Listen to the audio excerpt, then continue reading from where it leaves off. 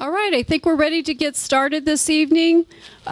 We want to welcome you on behalf of the Northeast Missouri Rural Health Network. I'm glad you're able to join us this evening. The network is a nonprofit corporation with 27 member agencies consisting of various types of healthcare providers and medical educators.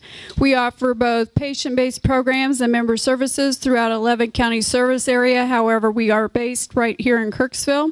One of our goals is to provide education to both providers and the community. So today we're very pleased to have Ryan Barker with us. Ryan is the Director of Health Policy at the Missouri Foundation for Health. He joined the foundation in 2002 and assisted in the establishment and growth of the health policy area at the foundation. In the last 9 years, his research has focused on issues such as Missouri's Medicaid program, increasing health equity, and strategies to provide quality, affordable health coverage to all Missourians. The health policy area of the foundation works in 4 focus areas: research and education, grant making and contracts, advocacy capacity building, and community and government outreach. A question and answer session will follow the presentation today. We will be bringing the mic around, so have your questions ready. We also have a basket out on the table. If you prefer not to ask questions in a microphone, you can write your questions down and put them in the basket outside. For those that are viewing via the internet, we have a chat area there on the website where questions can be typed in, and then we will read them to Ryan. So with that, we'll let Ryan get started.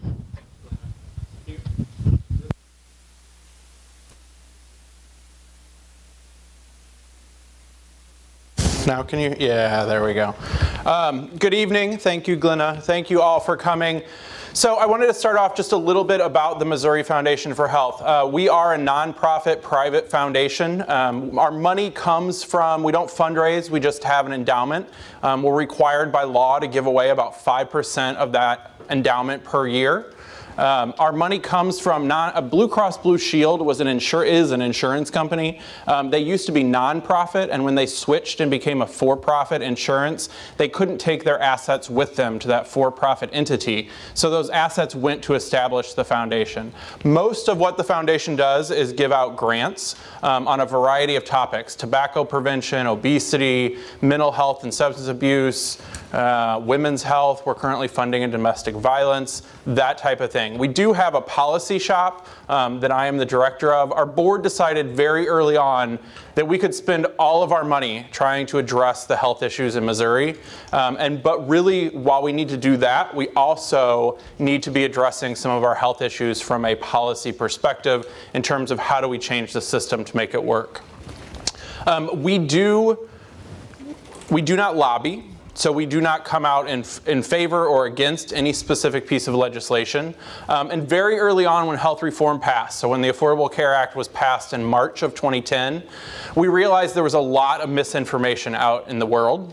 And we realized that we could play a role in bringing people fact-based, neutral information. So I am not here tonight to convince you that the Affordable Care Act is the greatest thing in the world, that is going to change healthcare for you and your families for the better. I think parts of it will do that, but I also could tell you 10 horrible things, not horrible, but 10 things that aren't great about this law. But I'm not here to convince you one way or the other. I am here to tell you what is the truth about this law. Please feel free to ask me questions as we go, or you can save your questions till the end. I am supposed to tell you I have one of my staff back at the office watching this live streaming, and she is on Twitter. So if you are tweeting, you are supposed to use the hashtag ACANMO. If you tweet from this event, please don't tweet, this guy sucks. You can tweet that if you want. So I am supposed to tell you that. I want to start out, who here heard the sonic boom today? Okay, good. We did a presentation at noon, and then I went to the Costa Rican cafe company. And I swear to you, I was walking up to the coffee shop and I reached out my hand and I tried to pull open the door, which you're supposed to push, and I pulled really hard, and right as I pulled, that sonic boom happened. I looked around and there was nobody else around, and I was like, what just happened? It was a little scary. So Sorry, I had to share that with everybody. Okay, we're going to jump right in. I'm going to start out this summer. The Supreme Court made a ruling on the Affordable Care Act. So we're going to start out there. What was the impact of that Supreme Court case? So 26 states sued the federal government over the Affordable Care Act to say, is this a constitutional law or is it unconstitutional?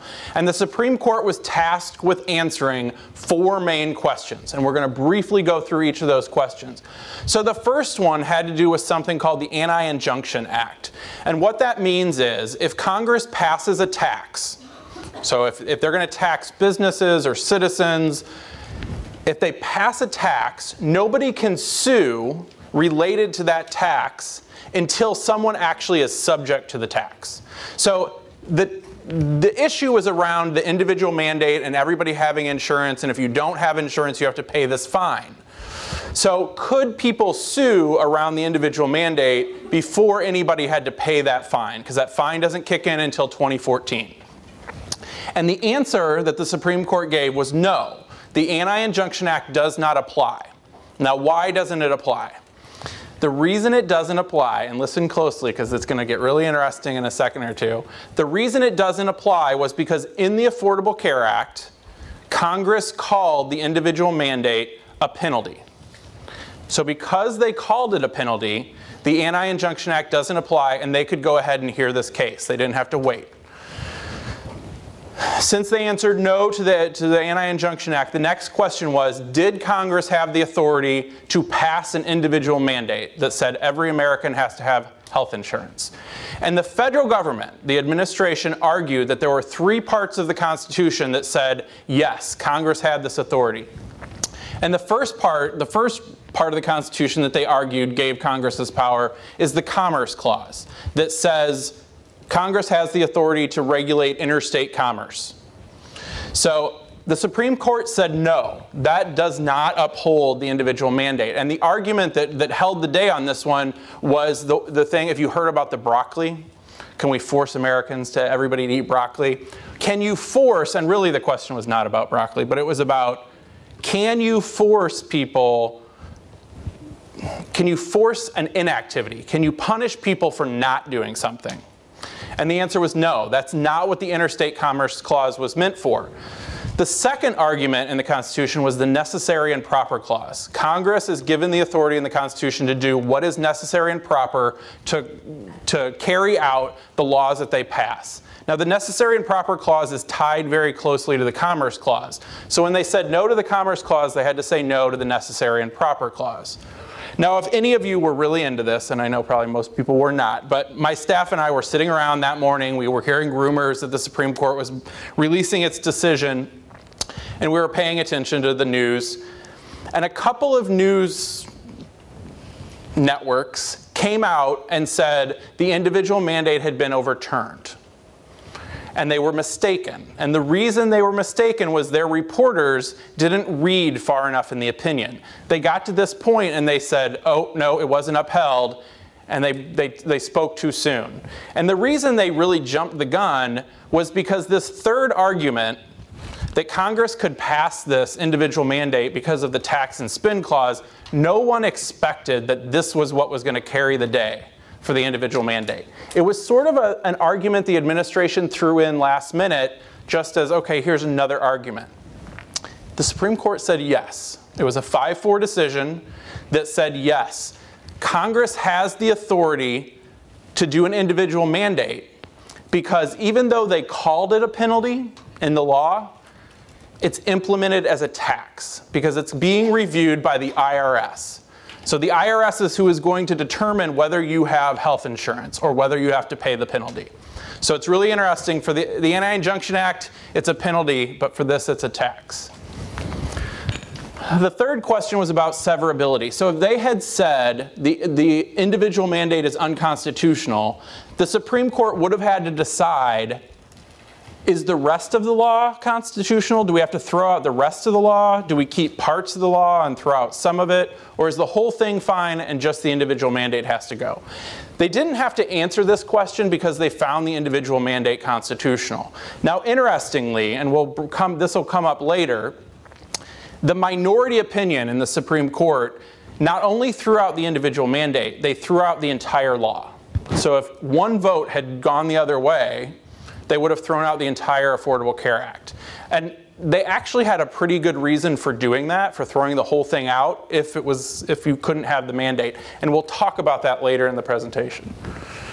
The final question was sort of the sleeper question that nobody was paying attention to and nobody thought would be a big deal, and it was this thing around Medicaid.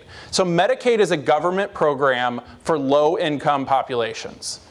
Medicare is for elderly and seniors, those over 65, some people with disabilities. Medicaid is a state-by-state program funded by the states and the federal government. The Affordable Care Act called for an expansion of Medicaid. And the states that sued said, you know what? This is too much of a penalty, because what the ACA said was, you will expand your Medicaid program, or else we're going to take away all of your federal financing for the Medicaid program, for your existing Medicaid program. And the state said that's too harsh. And the Supreme Court agreed. They said, yes, Congress has the authority to expand Medicaid, but they cannot force states to expand Medicaid by taking away all of their existing money. What this did was make the Medicaid expansion that's in the Affordable Care Act a state option. So now every state will decide for itself whether to expand the Medicaid program. So that was the Supreme Court decision. I threw this in just because I thought it was interesting. This was a recent survey around healthcare system and health reform. One of the first questions they asked in this survey, and across the top is consumers, physicians in the middle, and employers. They asked their opinion about different things. The top line is, what would you give a grade? If you had to give a grade to our healthcare system, what grade would you give?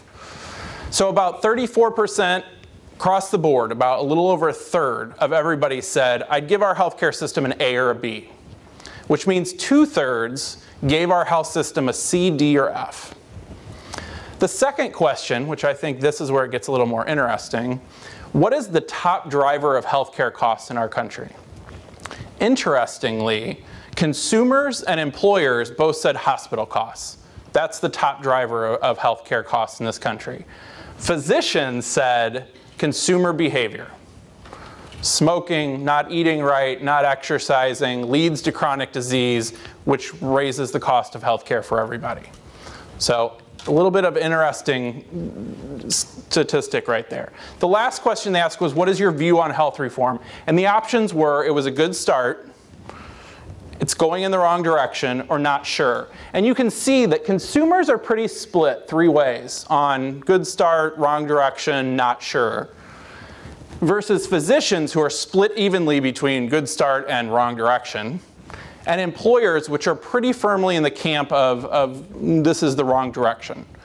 And I think some of that is that employers and businesses have been dragging their feet on implementing a lot of what's in this law because they thought it was going to get thrown out by the Supreme Court. I think some are still hoping that the presidential election will make this all go away. There's a lot of new regulations that are going to impact businesses, and employers aren't very thrilled about it. In some ways, it's a legitimate concern. So there are a whole lot of topics in the Affordable Care Act. It is about 2,500 pages long. I have read the whole thing. I don't recommend it to anybody. It's not a good read. It'll put you to sleep. If you are really, really interested in reading this law, I will recommend, and I have a slide at the very end, our website is covermissouri.org. I did the same staffer who I made stay late at work tonight to tweet from this event. I also chained her to a desk a couple summers ago, and I made her rewrite the entire Affordable Care Act. I didn't really make her, she volunteered. She rewrote the entire Affordable Care Act in plain language. So right now, if you sit down and try to read this law, it's written in legalese, it's really difficult to understand. She rewrote it section by section in plain language. Instead of 2,500 pages, it's still about 120 pages. It's a lot easier to read though, and that is on that website. There is a whole lot in this law. I'm not going to try to cover it all tonight. However, I wanted to put these topics up here because if I don't cover something and you have a question about it, please feel free to ask.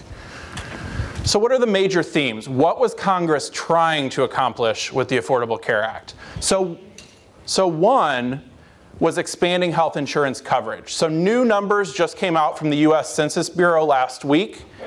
There were about 47 million Americans that were uninsured last year. 47 million. There are currently about 310 million Americans. So about 1 in 6 Americans don't have health insurance. So what was Congress trying to do? They were trying to get more people to have health insurance in this country. Now, the Medicaid expansion being optional now has sort of thrown this into it's thrown it into question a little bit. But if every state expanded their Medicaid program, the estimate is that we would cover about 32 million out of that 47 million uninsured. Now, there would still be 15 million uninsured. Who are those remaining uninsured? About 10 million of that 15 million that remains uninsured, 10 million of them, it's tied to their immigration status. So a lot of those are undocumented workers. Some legal immigrants are barred from certain insurance for a certain number of years. And then there's 5 million. Some of those people are just they would rather pay the penalty and not carry health insurance, or they have enough money that they sort of self-insure and just pay for medical care as they need it. But it's a pretty small number, that 5 million relatively, that are remaining uninsured, and it's not related to their immigration status. There also are some changes to how health insurance works in this country, and we'll walk through those. How insurance works now versus how it's going to work in a year or two. Focus on prevention. So right now, the United States, if you've ever heard the terms, and hopefully in class you have heard the terms, morbidity and mortality. So mortality means how well do we do in our healthcare system at keeping people alive. And you know what? The US healthcare system is really good at keeping people alive towards the end of life. Now, what we're not so good at is morbidity. And morbidity means keeping people healthy. And we don't do the greatest job in this country of keeping people healthy. We don't focus a lot on prevention, keeping people from developing diabetes or heart disease. So the Affordable Care Act does try to shift that to more of a prevention focus. There are some new models of care, of how we deliver care. We'll talk about that a little bit. And more of a focus on increasing quality. So we have some of the greatest healthcare systems in the country, or in the world, in this country. We have other healthcare systems that don't live up to the same quality standards. And a lot of healthcare is determined by where you live, the color of your skin, your gender. There's a lot of rural versus urban. There's a lot of factors that come into play around quality of healthcare in this country. So this slide really sort of is trying to demonstrate what is some of the issues with the way health insurance works currently. So if you work for a large business, several hundred or more employees, think of it like auto insurance. Everybody buys auto insurance, but not everybody has an accident every single day. So you're all paying into auto insurance, and you sort of spread the risk among a large pool of people. Same thing for health insurance. When you have a lot of employees, some of them, most of them are going to be healthy, the happy little people here. Some of them are going to be less healthy. I think the little green guys look like the Mr. Yuck stickers. Some of you remember that. But when you have some employees who are a little sicker, they balance out because you have so many healthy people. And this is reflected, and it keeps costs down because you have a big pool of employees. This is reflected in the fact that 96% of large businesses in Missouri offer health insurance. So if you work for a large company, chances are you're going to be offered health insurance.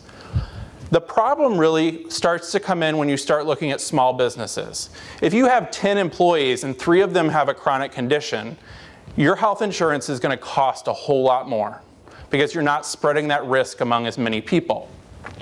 And that's reflected in the statistic: 43% of small businesses in Missouri offer health insurance. So less than half of the small businesses in Missouri offer health insurance to their employees. Same thing when you start talking about individuals or families. So some individuals and families try to shop for health insurance on their own. If you're a young, healthy person and you go out and try to buy insurance in Missouri, you can find good health insurance that's pretty affordable when you're young and healthy. Now, as you get older, even if you're relatively healthy, the older you get, the more you're going to pay for health insurance. And if you have any sort of chronic condition, you're going to pay a whole lot more for health insurance. And people quickly get priced out of the health insurance market. So this is these are the problems with our healthcare system in terms of health insurance. So how did the Affordable Care Act try to address that issue? Well, with small employers and individuals, a large part of the problem is they don't have the risk pool. So they don't have all these people in one pool and spreading the risk. So what they did in the Affordable Care Act was say, every state can set up its own health insurance exchange. Now, what is a health insurance exchange? So I like to describe it as a farmer's market, because most people know what a farmer's market is. You go into a farmer's market and there's all these different stalls and there's a farmer at each one selling his or her produce. So instead of it being a farmer, imagine it as an insurance company in each stall. So you as the consumer or as the small business owner go into this farmer's market and each stall is a different insurance company. Now, each of those insurance companies can offer you one of 4 benefit packages, and they're called platinum, gold, silver, and bronze. Pretty straightforward. A platinum plan, and this is sort of insurance actuarial language, a platinum plan will cover 90% of your healthcare costs and you're responsible for 10%. Gold is 80-20, silver is 70-30, and bronze is 60-40.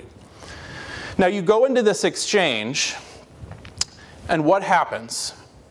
Do the farmers all, like when you go into a farmer's market, most farmers have similar produce. Now, they may have something special, but it's the same way in the exchange. There is what is called an essential health benefit package. Every insurance company that operates in the exchange has to have the same basic package of benefits for your health care. Now, each insurance company can add on extras, but there's a basic package they all have to offer. Why is this exchange important? Because when you go in as a small business or individual and purchase insurance in the exchange, it's not just you. Because you're being pooled with all these other small businesses and individuals and families, and it's creating this giant pool. So you're spreading the risk among a lot more people. The estimate is that about 800,000 Missourians will use the health insurance exchange. Now, the law says a state can set up its own insurance exchange, and if it decides not to, the federal government will set one up for them. In Missouri in 2011, our legislature in the House, they passed an exchange legislation bill unanimously in our House of Representatives. It died in the Senate in the last 2 weeks of session. Last year, or 2012, so this year, session runs January to May.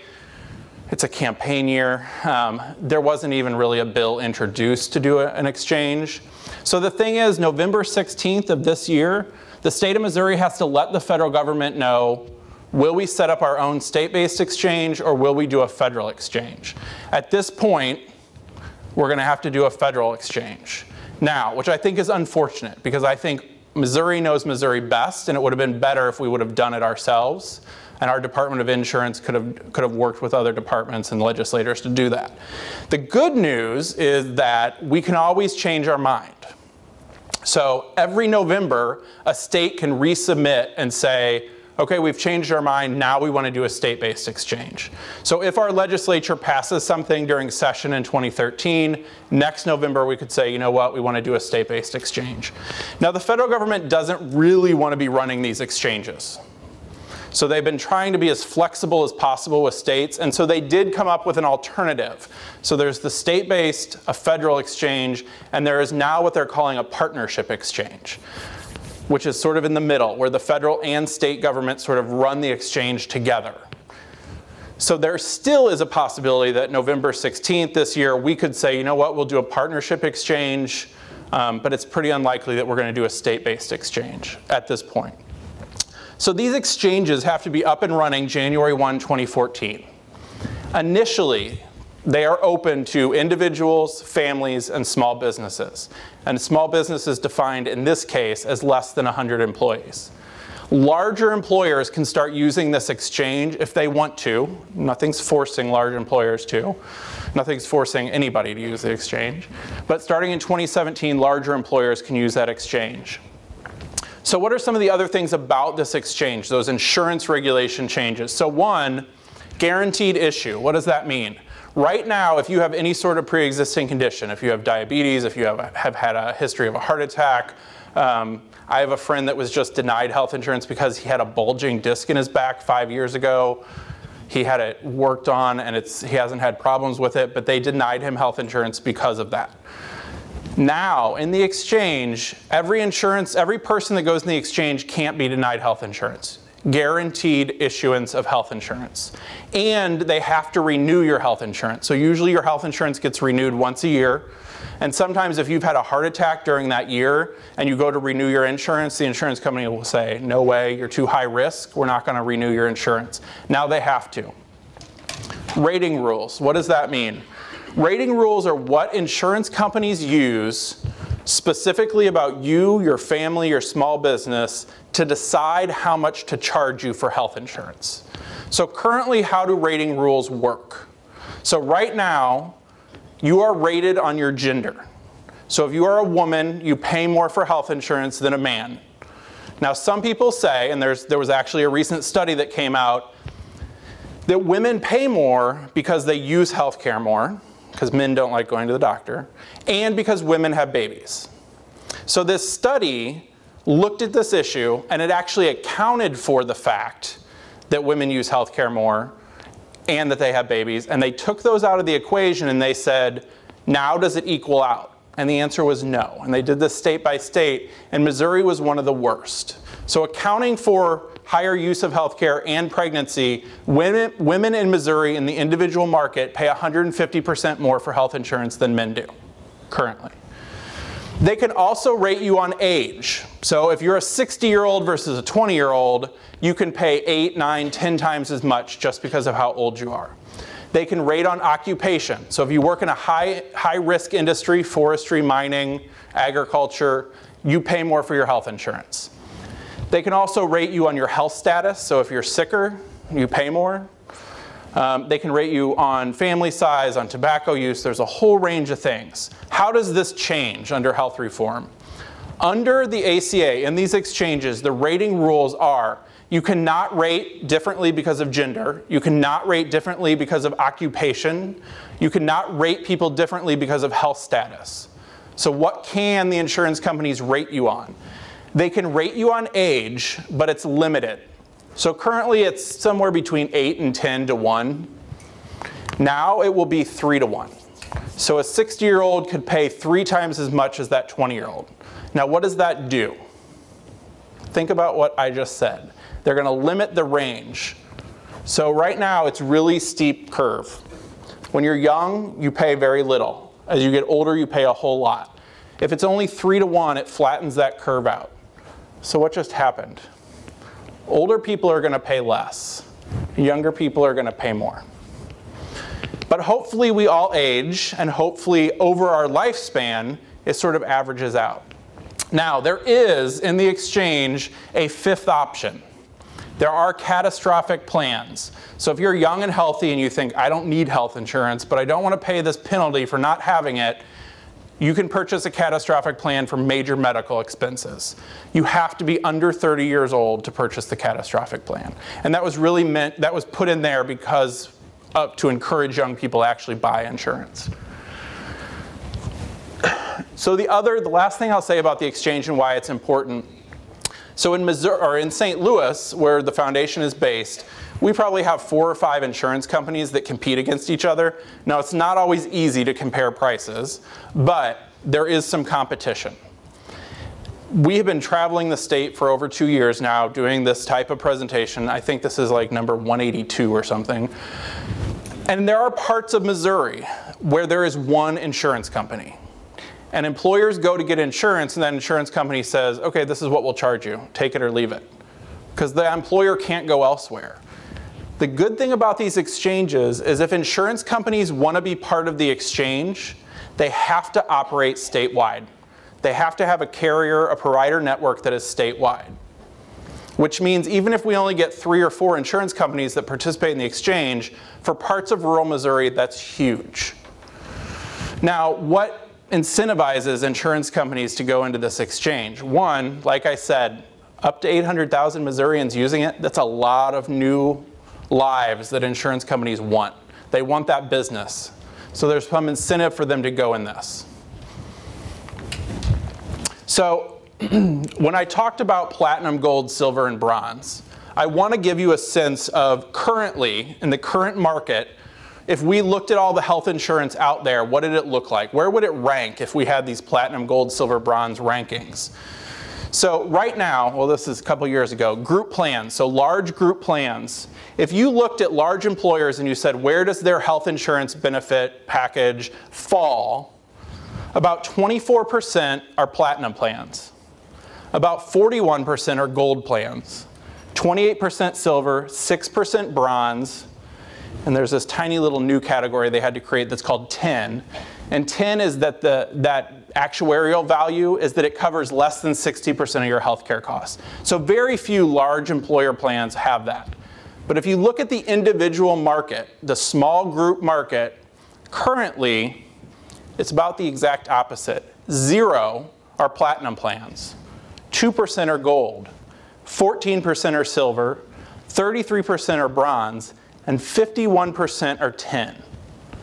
So yeah, for large employers, this isn't a huge shift. But for those individual employers or small employers, individuals and families, this is a huge improvement on their health care, on their health insurance. Now, there has been some, and there is truth to it, that for some people, the Affordable Care Act is going to raise the price of their insurance. And there is some truth to that. For some people, it will. And the reason is, if right now you have a 10 plan, it doesn't cover much of your costs, you may pay more, but you're going to have a platinum or gold plan versus a 10 plan. And that's where some of that cost shifting comes in, where people may pay a little bit more, but they're going to have a much better health insurance product. For small employers, so currently is this white bar outlined in blue. This is how much does it cost to administer health insurance in a small business.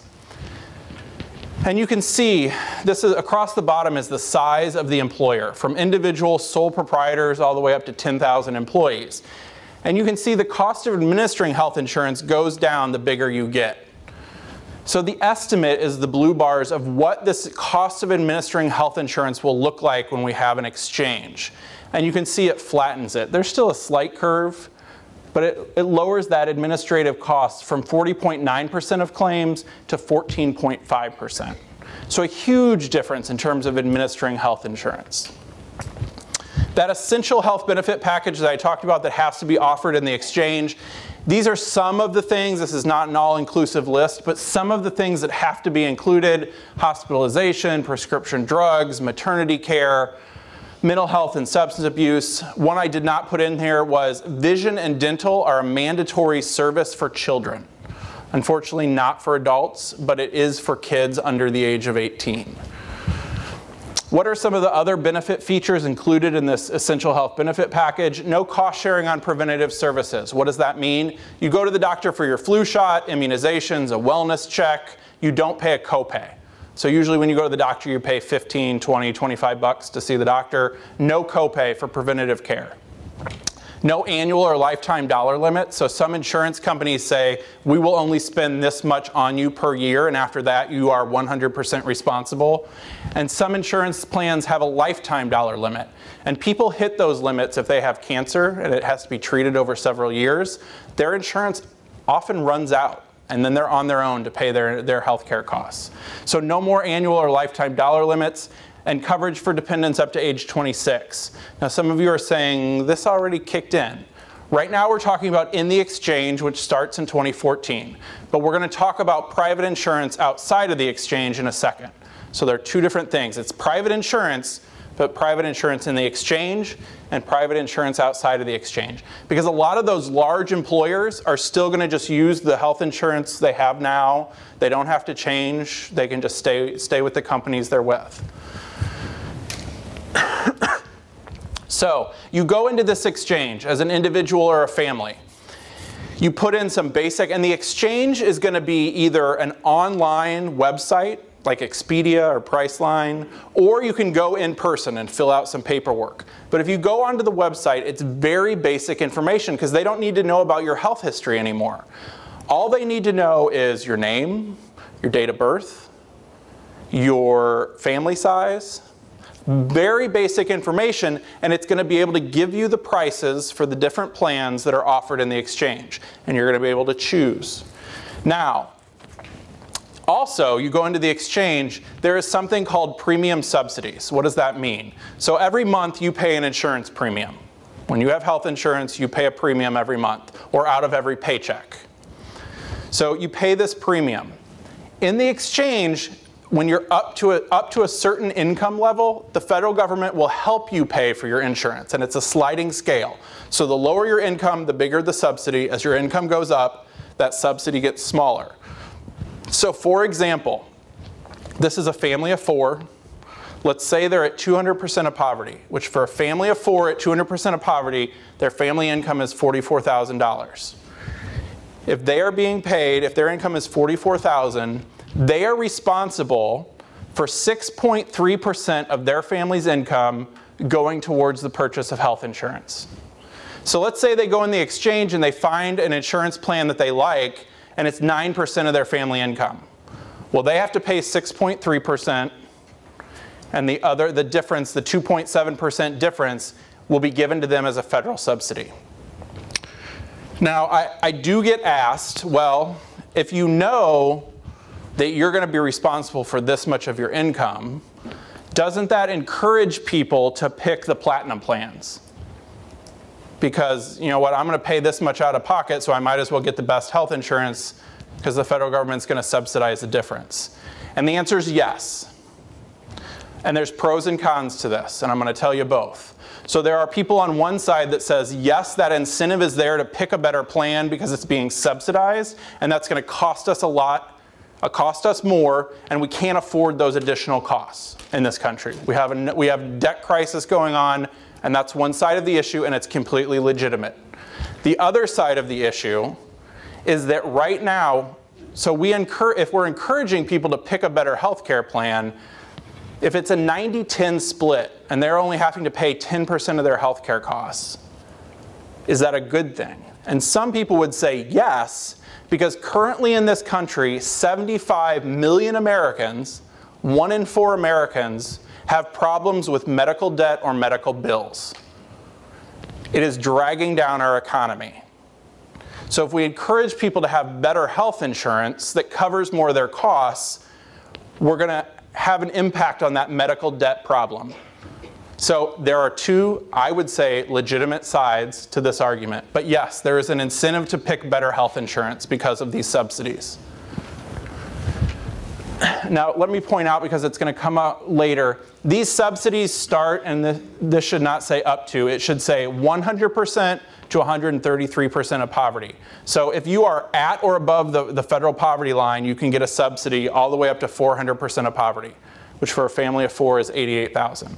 So the subsidy range is in here. There are not subsidies for people under 100% of poverty, and we'll talk about that more in a second. Small businesses, just very quickly.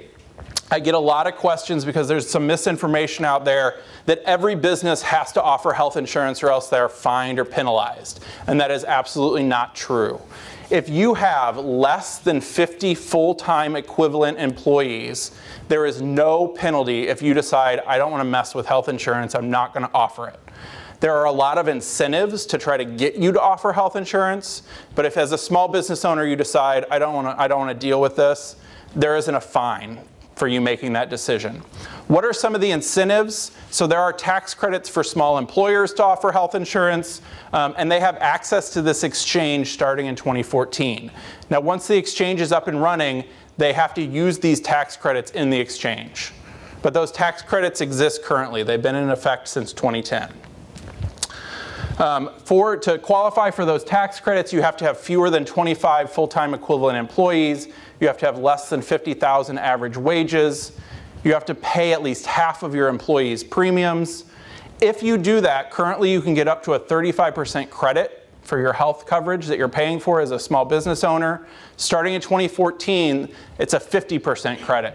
So if you pay 50% of your employees' premiums, you get a 50% tax credit back. There are tax credits for nonprofits. If you're really interested, ask me about it. But there are tax credits available for nonprofits also. So that was less than 50 employees. It gets really complicated when we start talking more than 50 employees. What it comes down to is if you have more than 50 full-time equivalent employees, it is really tied to whether you have employees that go to the exchange, use the exchange to get health insurance, and get one of those premium subsidies. If that happens, and we'll talk about it a little more, your company may be subject to a fine.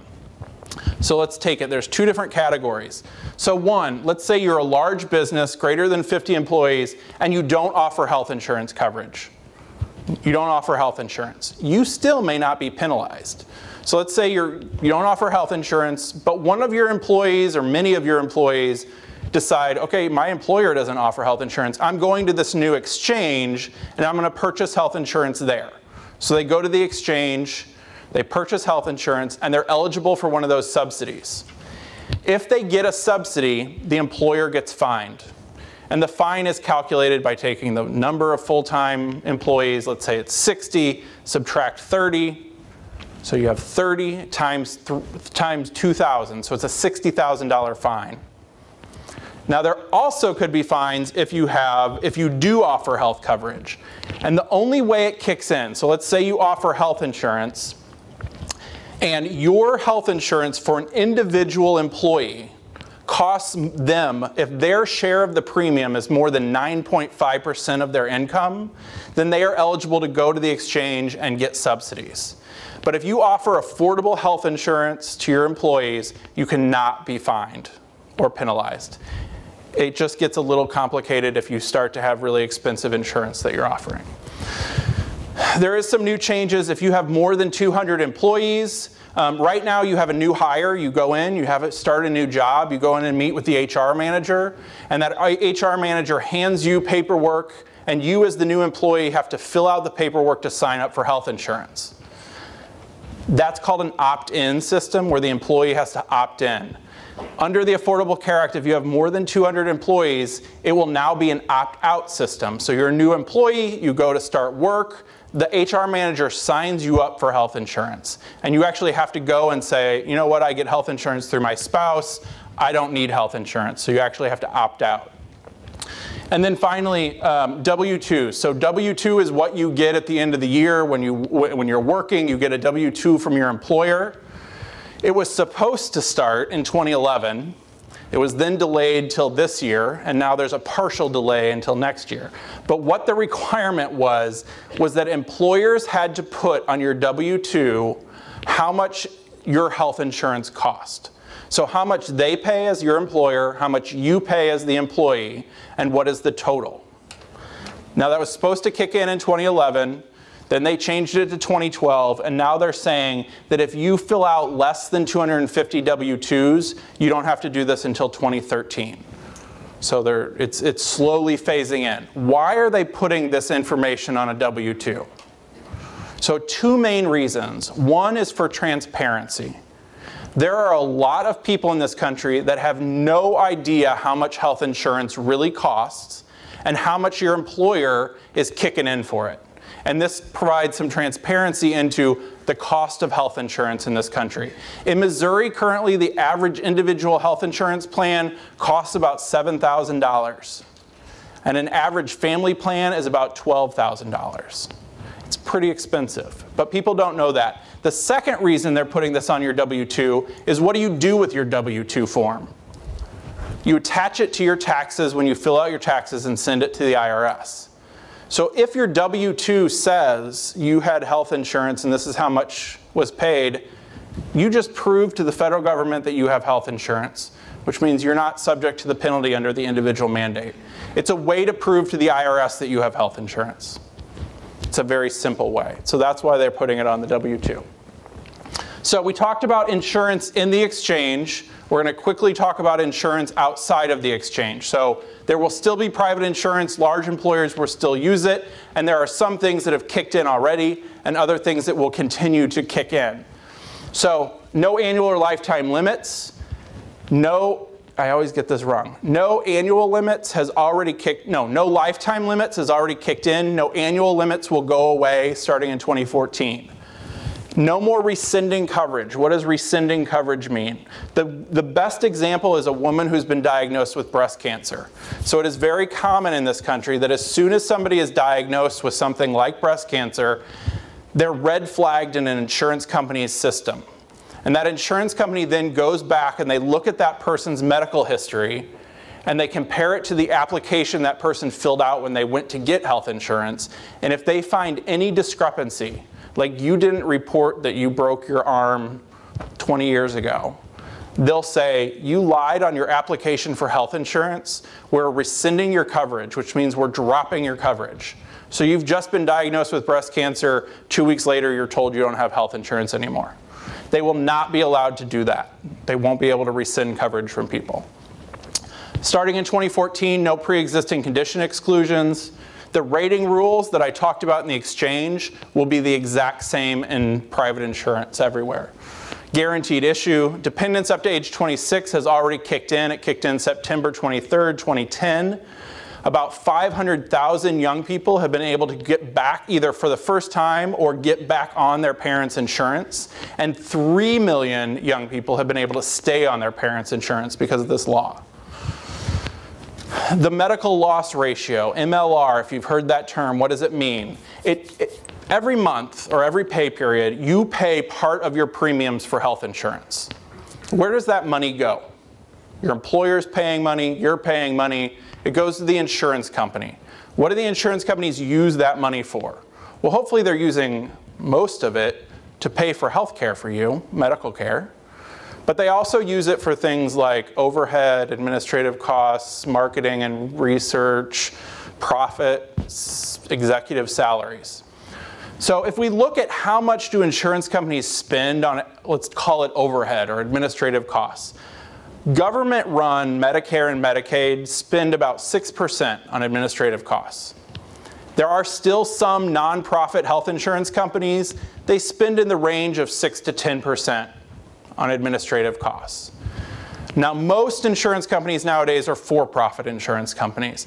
And the range of what they spend on overhead, on administrative costs, is anywhere from 10%, some do fairly well, but it goes all the way up to 40%. So you're paying all this money in premiums, and 40% of it is going towards administrative costs. So what does the Affordable Care Act say? In the large group market, 85% of your premiums have to go to provide you medical care. Now this kicked in 2011, so insurance companies at the end of 2011 had to calculate what was their medical loss ratio. And if they didn't spend enough money on providing medical care, they had to issue refund checks. And they had to issue those refund checks by August 1st of 2012. Now, a lot of them drug their feet because they were waiting for the Supreme Court to make their decision, because if the Supreme Court threw the whole thing out, they weren't going to issue refund checks. But because the Supreme Court upheld it, they had to issue refund checks. In Missouri, an estimated $65 million was issued in refund checks to policyholders. The foundation, we have about 42 employees. We got a check for $12,000. And then finally, this Health Insurance Rate Authority gives states the power to actually review health insurance rates. Now they can't say, no, you can't increase your rates, but they can at least review them. Currently in Missouri, health insurance companies don't even have to report to the state of Missouri what their rates are and how much they increase them.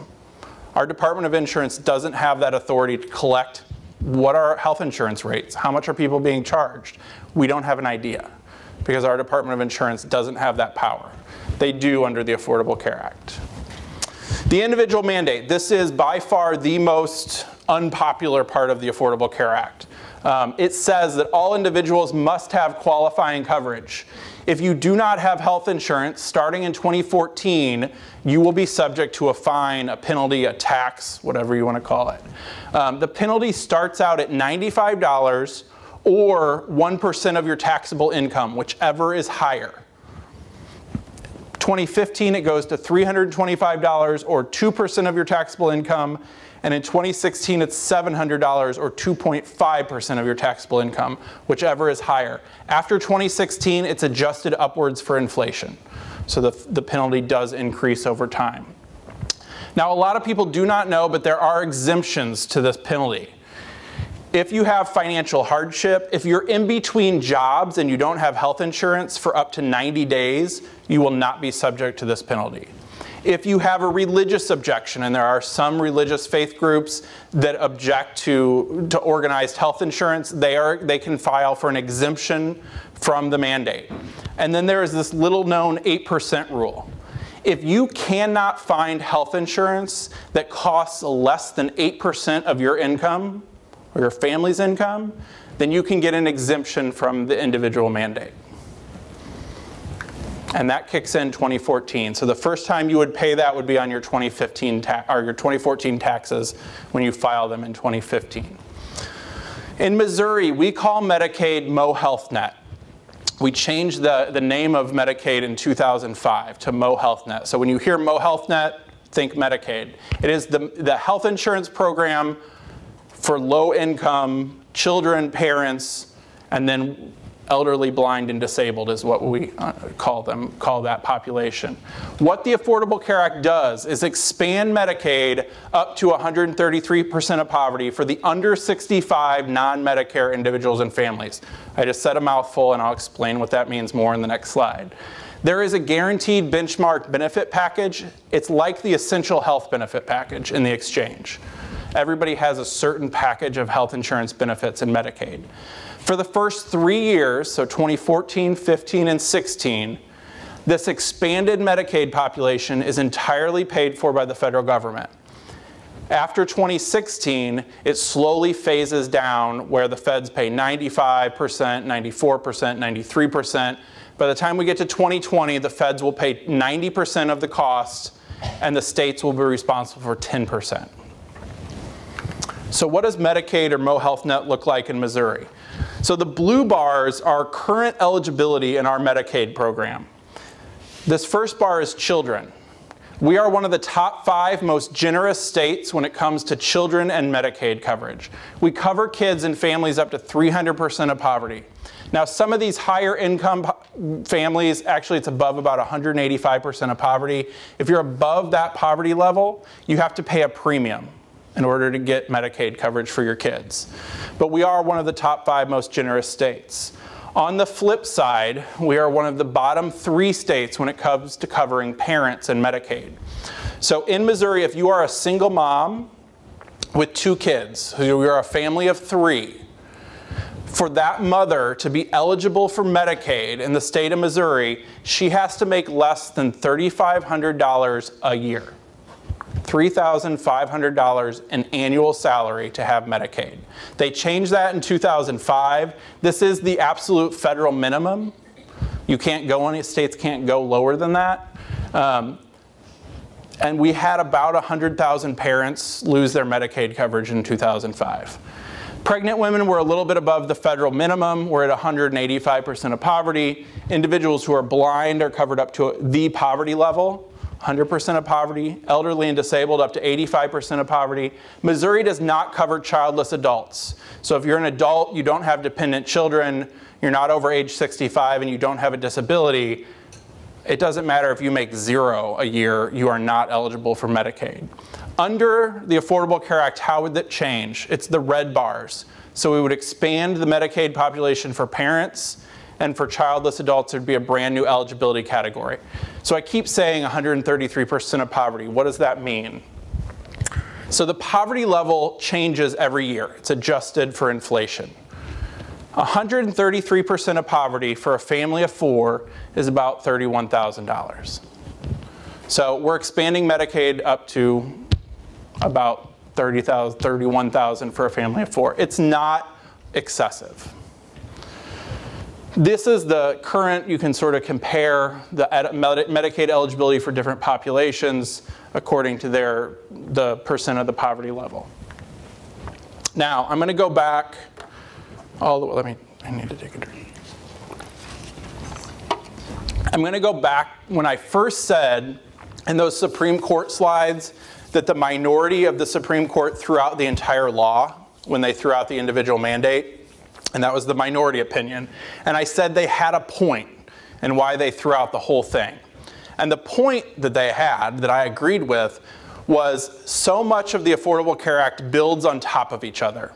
And if you take out one component, does the whole thing fall?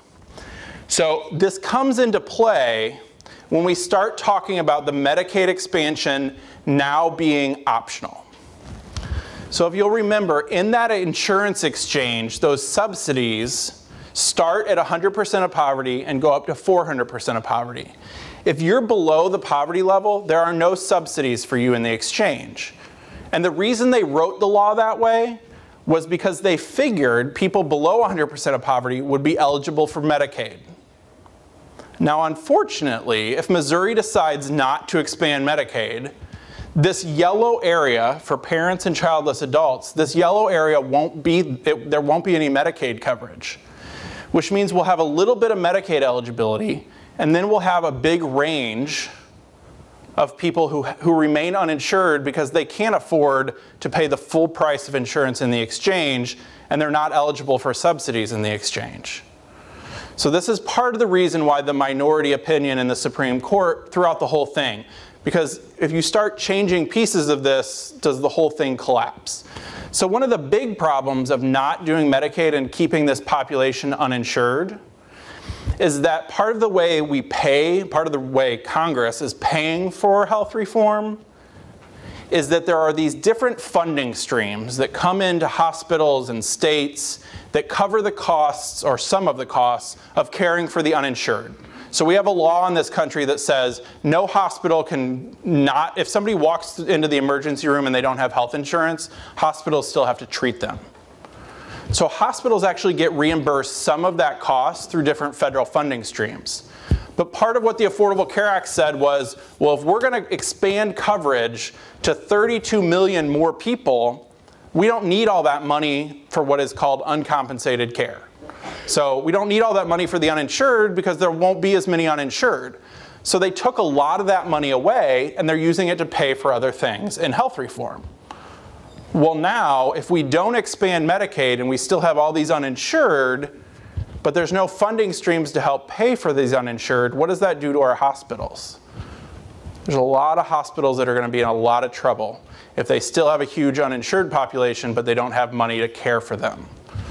So what are they going to do? Hospitals don't get to negotiate with Medicaid or Medicare. They don't get to say, this is what we want you to reimburse us. The government tells hospitals, this is what you're going to get paid. The only people that hospitals can negotiate prices with is private insurance. So what's going to happen is the hospitals are going to say, we got to cover these costs somehow. We're going to charge private insurance more. And what are those insurance companies going to do? They're just going to pass the cost back onto the consumers. So it's like a stack of cards. So a lot of people think Medicaid, it doesn't affect me, I don't really care. It does. If you have health insurance, if Missouri decides not to expand Medicaid, we could see all of our health insurance go up. Medicare. So Medicare, Medicaid. Medicare is run by the federal government. It is the health insurance program for seniors and some people with disabilities. So there's been a lot in the news, a lot going on with the candidates, presidential candidates talking about Medicare. They have different plans for how this works. But I want to speak clearly about what is in the Affordable Care Act related to Medicare. So there is actually some new money going towards Medicare to increase benefits to make services better for Medicare recipients. And there is some reductions in spending or cuts to Medicare, and we're going to talk about both of these. So first, let's talk about the additional spending. The Affordable Care Act puts about $105 billion new dollars into the Medicare program over the next 10 years. What is that $105 billion going towards? About half of it, or 40% of it, is going to close the Part D donut hole. What is Part D? Part D Medicare is the prescription drug benefit, and I'll talk about what that donut hole is in the next slide. But about $43 billion goes to making that donut hole go away. About $38 billion is going to go towards lower income Medicare recipients. So you pay premiums in Medicare to have Medicare coverage, and some people don't know that. Lower income Medicare recipients will be able to pay less for their premiums. So there's some money, $38 billion, not some, it's a good chunk of change, to reduce premiums. There's about $5 billion for new preventative benefits in Medicare. So this is actually kicked in already. If you have Medicare coverage, You go to your doctor for preventative care, immunizations, wellness checks, flu shot, there's a whole range of services. You should not be paying copays. Now, some doctors are still charging the copays, and I really don't think it's that they're trying to be manipulative or manipulate the system. A lot of doctors don't know that they're not supposed to be collecting copays. But if you're going to the doctor for preventative care and you're a Medicare recipient, you shouldn't be having to pay copays. There's also a health risk assessment and a personalized prevention plan. Your doctor can get reimbursed to provide those services.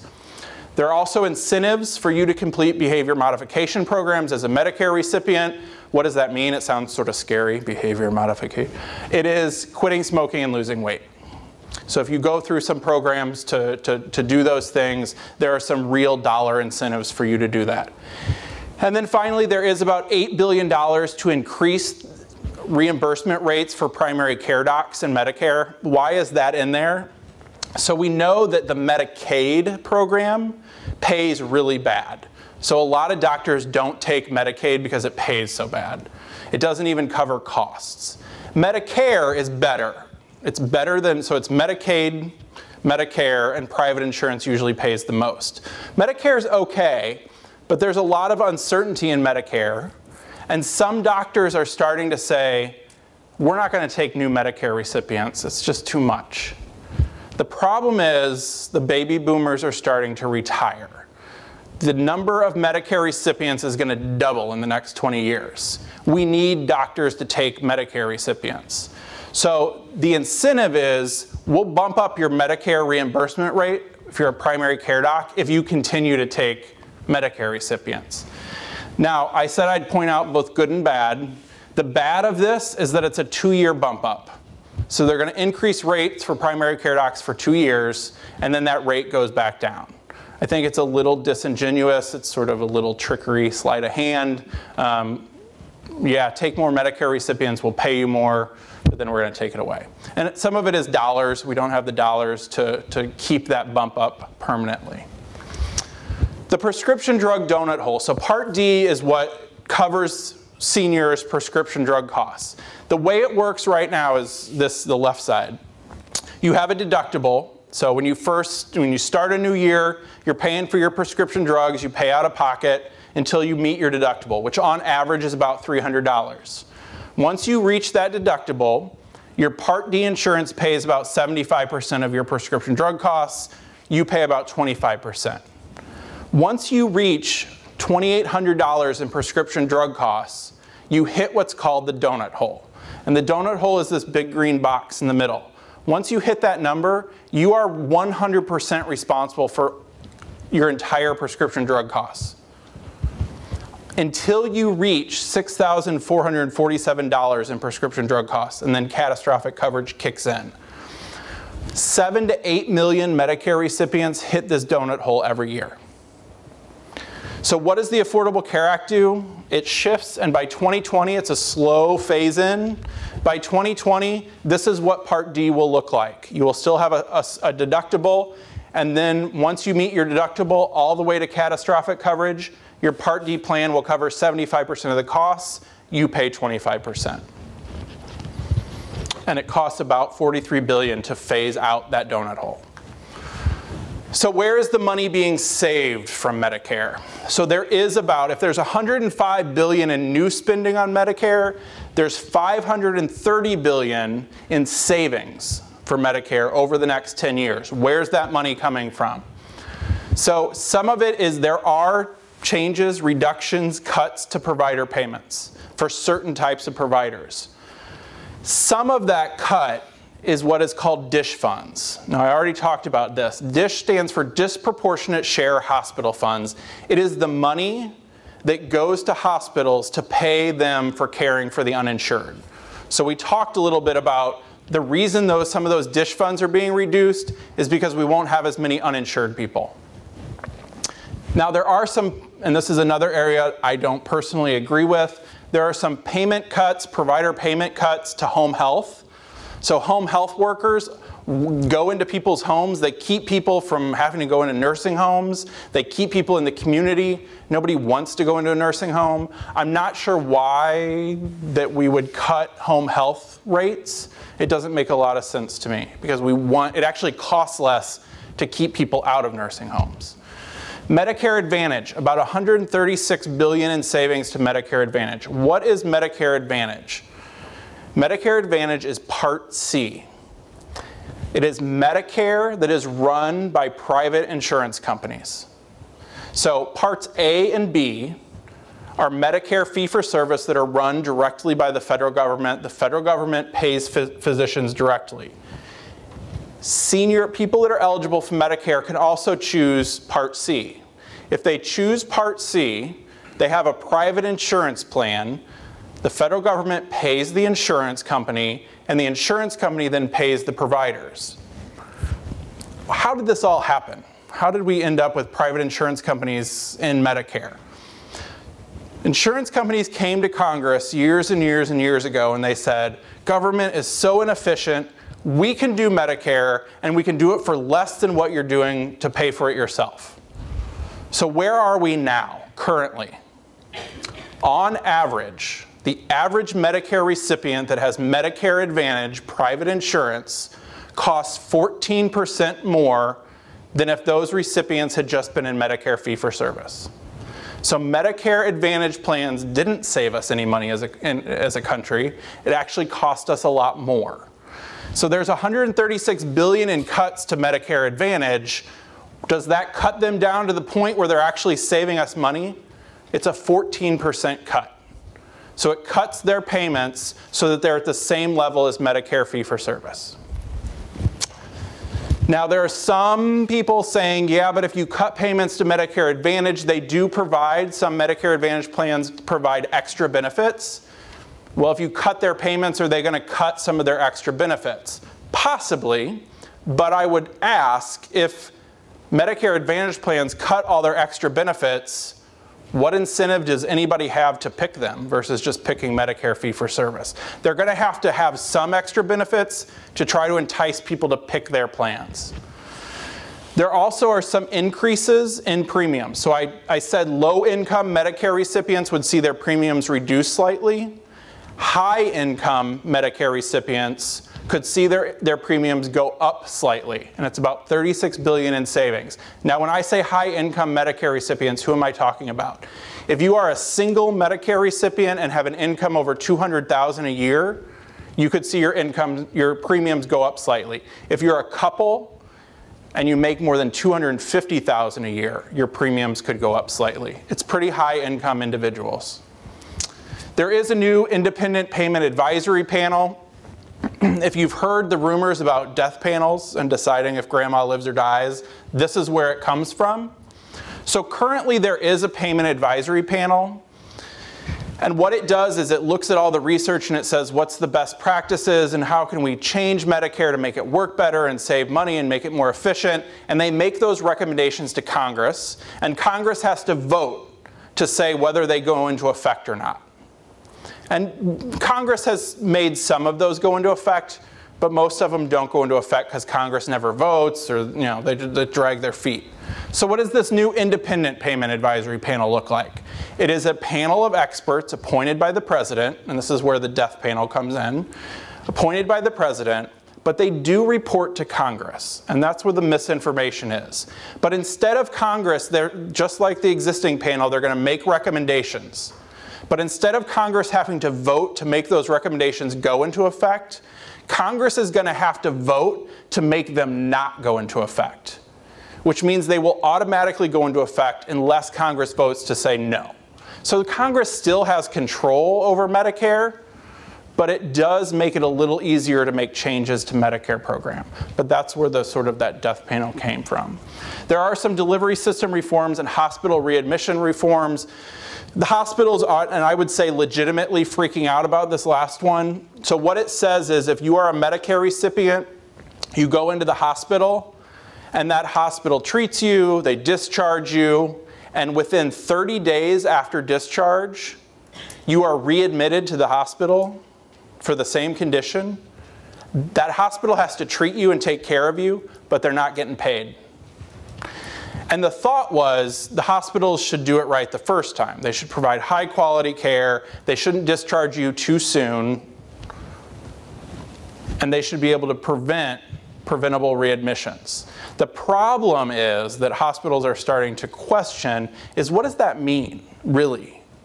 Does that mean that if you're released from the hospital and they say you need physical rehab, you need to take these prescription drugs, you need to see your primary care doc in 1 week, if you don't do those things, whether because you don't have the money for your prescription drugs, you don't have transportation to the doctor, does that mean that hospital is responsible? And the answer right now is yes. So hospitals are starting to be like, okay, how do we control for patients making sure they follow through on their discharge orders? And there's a large healthcare system in St. Louis that already has a pilot program up and running. Any Medicare recipient that comes through that hospital has a caseworker that follows them for 30 days and makes sure that they have transportation to their follow-up appointments, that they're filling their scripts for prescription drugs. So some of it's working, but right now it's going to cost the hospitals a little more, which is making them a little nervous about their bottom line, to make sure that people follow through on instructions. But this is a really good question of how much is it the healthcare system's responsibility to make sure you do this stuff, and how much is personal responsibility? Now, I'm all for personal responsibility if people have the means to be responsible.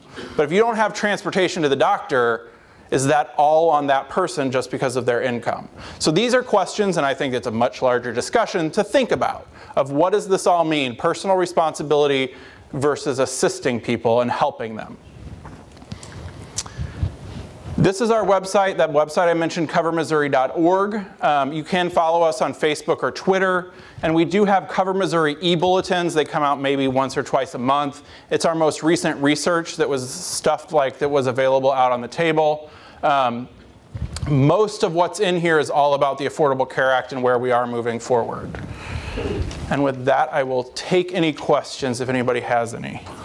Would you raise your hand if you have a question?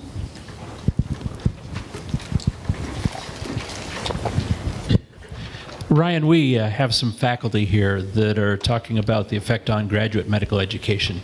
And nothing I've read, and I didn't read any of the 200 or 2,500 pages, mentioned that. Is there something that would decrease funding for graduate medical education in the Act? I was asked this after the last presentation. There is nothing that I'm aware of that reduces graduate medical education in the ACA. Now, there's been talk of other stuff, but I haven't seen anything that does, but I'm not 100% positive on that one. But I don't remember anything in the ACA about that. Bridget, can you check the basket, please, and see if Virginia has any questions? Nope. Other questions? Oh, okay. Okay, what should a Medicare patient do if his or her doctor does charge a copay for preventative care? Will they get a refund or should they refuse to pay? So actually they should try very nicely to talk to the receptionist or the billing person, start out being as nice as possible and try to make them aware that they should not, or question whether you're supposed to be collecting this copay.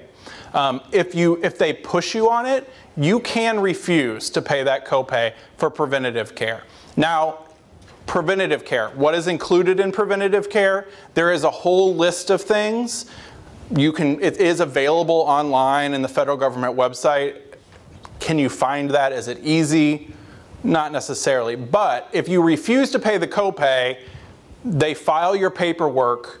Medicare will tell you and the doctor's office whether you really should have paid that copay, but Medicare should be able to determine that. So if you're unsure, you can refuse, and then you'll end up paying it later when you get a bill for the copay in the mail.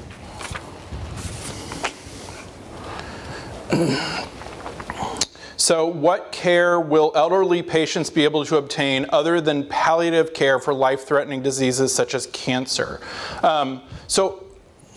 Elderly patients, seniors, my dad just hit 65, so he gets mad if I say elderly. Seniors are eligible for Medicare, so there's a whole range of benefits that are covered under Medicare. I will put a pitch out there for, oh God, I think it's September 26th on PBS. There is a new documentary. It's called Money in Medicine. It's airing at 9 p.m. on PBS. The foundation was part of funding that. We were one of the contributors. But it's all about waste and the cost of healthcare in this country and how much money we spend on healthcare and why we're spending it. And part of the question is, currently in Medicare, there is absolutely no limit on if a doctor says you need this, Medicare is going to pay for it. So we actually spend billions of dollars on end-of-life care that extends life for 2 weeks, a month, 2 months. Now when it's your mother or father or grandparent, spend whatever it takes. And people, that as soon as we start talking about end-of-life care, it becomes very political very quickly. And people start talking about you're rationing health care. But I think we need to have a serious conversation in this country, and it did not happen with the Affordable Care Act. We need to have a serious conversation in this country about the cost of health care and what it means personally for us at the end of life. Most people do not want to pass away in the ICU. They want to pass away at home, surrounded by family members. But they often don't know how to make that happen because our healthcare system is oriented towards more and more and more care because that's what they know. So the system is shifting towards more things like hospice care, palliative care. And palliative care does not mean that somebody's going to die. Palliative care often is like complementary to your cancer treatment. It's about comfort and quality of life. But as soon as you start talking about that stuff, people, I mean, and it's natural for us to sort of put up our hackles when we start talking about end-of-life care and cutting off treatment for grandma. But it is a serious conversation. We spend a large majority of our healthcare dollars in the last 6 months of life. Yes, sir. This question comes from the focus on prevention slide early on. What are some examples of models or perhaps even countries that are much better at prevention than we are? So I will tell you I am most familiar with the British healthcare system, the Canadian, and the Japanese, and they're all very different. Part of the reason a lot of other countries are better at us than that is because they have, the United States, the way health insurance works is it's very piecemeal. So you have insurance as a child through your parent, and then oftentimes we have a gap when we first graduate college with our first job. There's a lot of uninsured people in that category of 18 to 30 years old. And then people get a job that's a better job and offers benefits, but some people have a small bit, and it's tied to employment. In most other countries, it's not tied to employment, which means that people have insurance across the lifespan. And the encouragement is to access health care early and get preventative. So some of it is not that the healthcare system, the insurance system works better, it's that it's designed differently culturally, where you have insurance your whole life and it's not even a question of having to find health insurance, you just have it. And so the way people access healthcare is different in different countries. And often the financial barrier to get healthcare is a lot less. So it's a much smaller copays because they want to encourage people to get preventative benefits. So if there's a copay for preventative care, it's like $2 or $5. I mean, it's very low because those are the services we want people to get.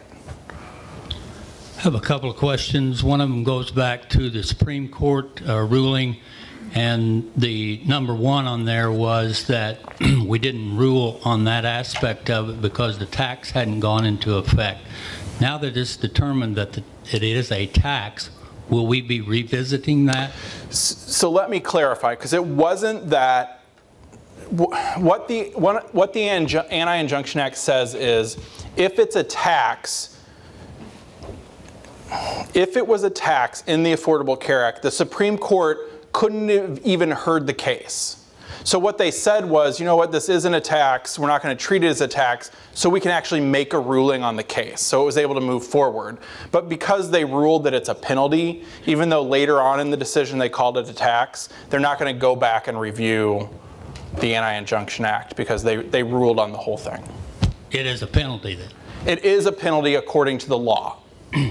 My second question was, I'm sure you're well aware that there's much misinformation out, and some of it intentional, I think, but I just happened to receive a video, email today to visit a website somewhere out west. Dr. Jill Basiccio was saying that Medicare, she's an X-ray technician, I believe it was, doctor, that Medicare won't pay for, under the new Affordable Care Act, Medicare won't pay for mammograms once you're over 50, except for every other year, and once you're over 75, they'll never pay for another one.